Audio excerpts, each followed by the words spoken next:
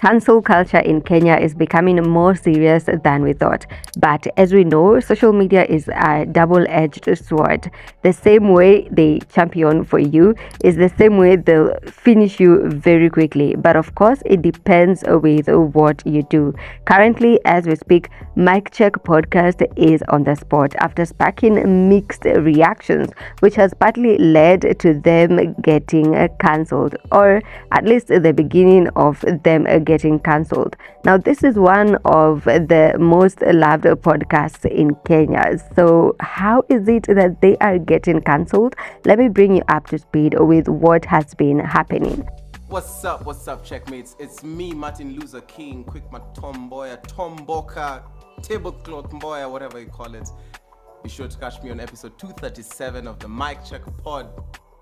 So yesterday, Miccheque podcast posted a teaser of their new episode that was to drop today. And of course, as we know, they host guests, and this time they were hosting Kasmuel Mcoure. Maybe this is a case of energy spreading. As we know, Kasmuel Mcoure was cancelled way back after he was recognized as a betrayer for betraying the Gen Z movement. And since then, people don't really want to associate with Kasmuel. People don't want to see him anywhere. People don't want to hear him speak, and that may have spread over to Miccheque podcast, because after revealing that this was going to be their guest in their newest episode, that made all hell break loose. Kenyans online went on a ranting spree, blaming the Miccheque podcast crew for failing to read the room in the country. They understand very well that people are not for Kasmuel right now. How can we deplatform Kasmuel only for you to give him a platform, yet you know very well that he is a sellout? This is basically what Kenyans are saying.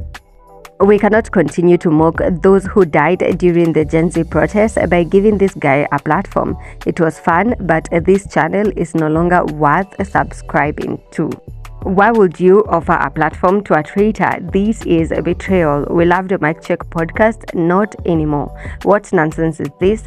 Hapa, you have dropped the ball seriously. Akina vile napenda hii podcast yenu, been following all your episodes. Kwanza napenda Maria sana. She's such a vibe, but hapa kidogo metuangusha. Forgive me, but see me on the next episode. Say hi to Maria. So not everyone is completely deplatforming Miccheque podcast, but some fans, those real fans, are just willing to sit this one out. But this doesn't mean that other people are doing the same. Some people have promised not to dare watch Miccheque podcast again and are actually unfollowing their pages, YouTube and other social media platforms.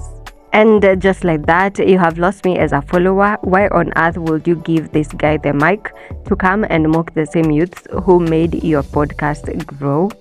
Everybody, and when I say everybody, I mean everybody, even people outside the country, know that you don't want KOX to be on your case, because if they are, you will not like it. You will not like it.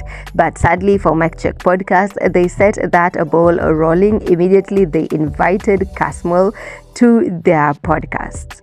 Choosing to host Kasmuel Mcoure is not the only issue. Refusing to host Andrew Kibe is also part of the reason why Miccheque podcast is receiving backlash. So why now? Because of double standards. In case you missed this, Miccheque podcast some months back hosted Andrew Kibe, except two of the members refused to host Andrew Kibe, this being Maria and Mwas, and Chaksi was the only one who was willing to host Andrew Kibe.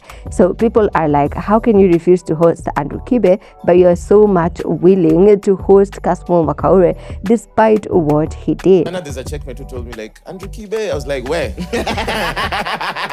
However, not everyone is jumping on this ship to cancel Miccheque podcast. Some people feel that podcasts are there to bring different people with different views and different opinion and let people listen to them. So even if not everyone agrees with Kasmuel Mcoure, it still deserves to be given a chance to speak. It's true that the guest is controversial, but podcasts exist to give people a platform to express different perspectives, whether we agree with them or not. Freedom of speech means allowing conversations that challenge mainstream narratives, even if they spark a debate.